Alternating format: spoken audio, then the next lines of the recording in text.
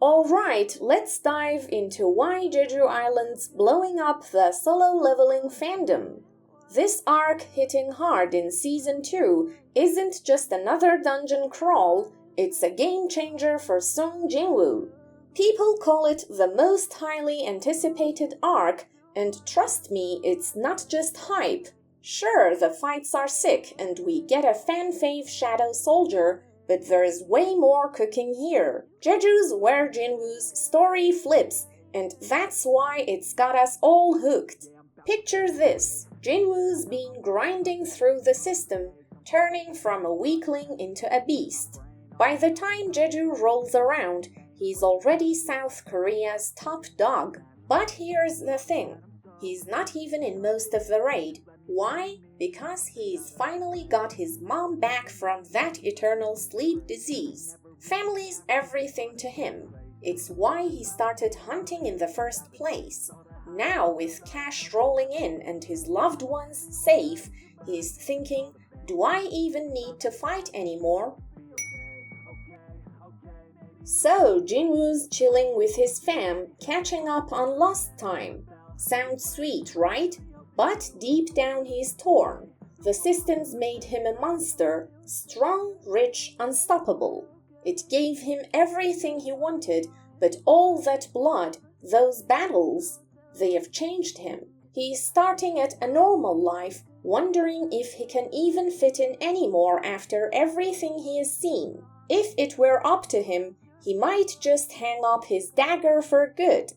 Then his mom drops a truth bomb in episode 9. She's like, "You're just like your dad, always helping people." That hits Jinwoo hard.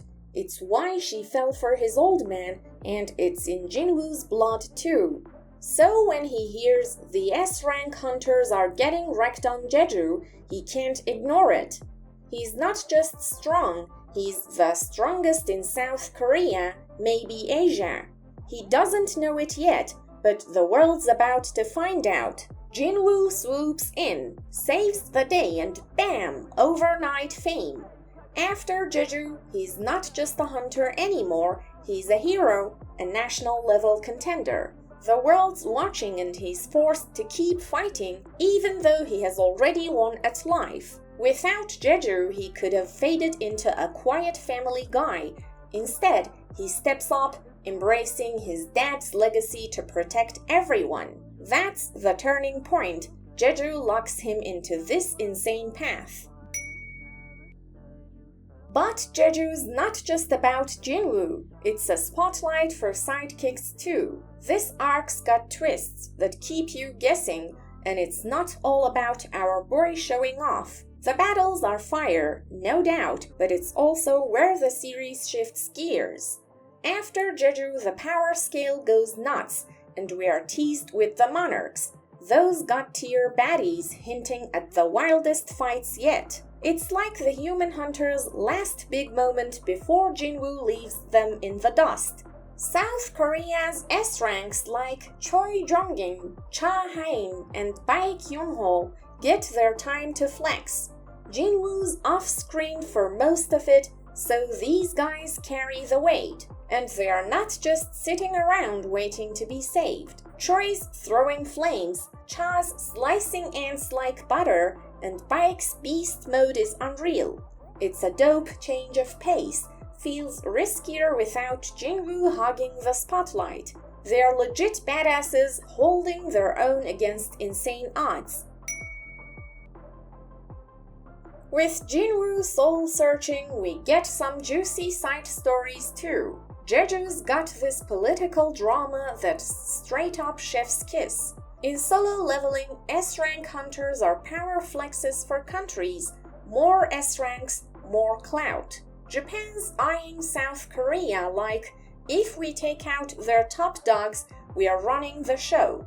The Jeju raid's a perfect shot for Japan's hunters to flex on their rivals. If South Korea's S-rank go down, Japan's got the upper hand. This whole vibe only works because Jinwoo's out of the picture for a bit. When he's around, he's the story. Everyone else just fades. But here we dive into Hunter society, power plays and rivalries. It's world-building gold and fans from the manhwa and light novel eat it up. Jeju's not just a slugfest, it's a chess game with swords, and that's why it sticks with us. Now let's talk the real MVP, Beru. Jeju brings us the Ant King and oh man, this dude's a beast. Before he's Beru, he's the Ant King, tearing through everyone with his gluttony skill. He eats someone, bam, he has got their powers and smarts. He chows down on Min Byung-gu and starts talking human, only the second magic beast to pull that off. Esil and Barca, nah, that was system magic. This guy's legit. The Ant King's a nightmare, smart, strong, and leveling up like Jinwoo. He one-shots Goto Ryuji, Japan's top S rank in 2 hits. No one's touching him until Jinwoo steps in. Then boom, he's reborn as Beru, Jinwoo's first General Great Shadow Soldier.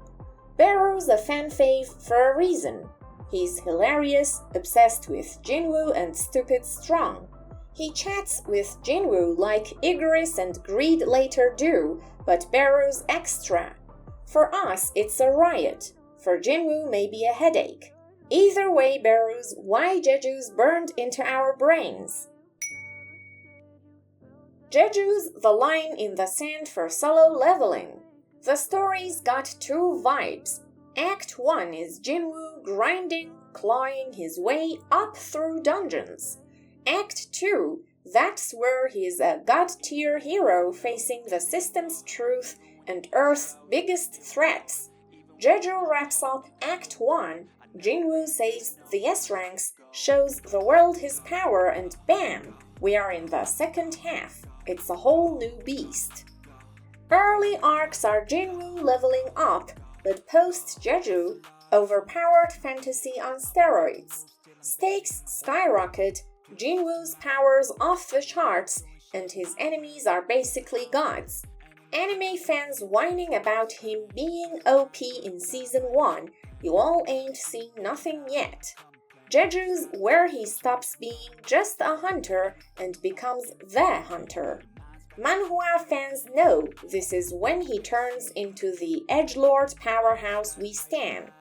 It's less about growth, more about owning that power and facing the fallout. So why is Jeju the most anticipated? It's not just the raid, though those fights are nuts. It's what it kicks off. Season 2's already flexing with dope battles, but Jeju cranks it to 11. The Ant King's terror, Beru's debut, Jinwoo's hero moment. It's a banger arc, but it's also the door to the real story. Monarchs, massive wars, and Jinwoo's destiny. For anime-only folks, this is where solo leveling hits its stride. Manhwa readers, they are hyped to see this animated. Jeju's got it all. Character growth, sidekicks shining, political spice, and Beru stealing hearts. It's the end of Jinwoo's climb and the start of his legend. That's why we are buzzing. It's not just an arc, it's the moment solo leveling goes full throttle. And trust me, it only gets crazier from here. That's why Jeju Island's the hype king of solo leveling. Beru or Jinwoo? Who is your MVP? Drop it in the comments. If this got you pumped, smash that like, subscribe, and hit the bell for more anime heat. Let's keep the solo leveling vibes going. Tell me your fave arc and I will catch you in the next video.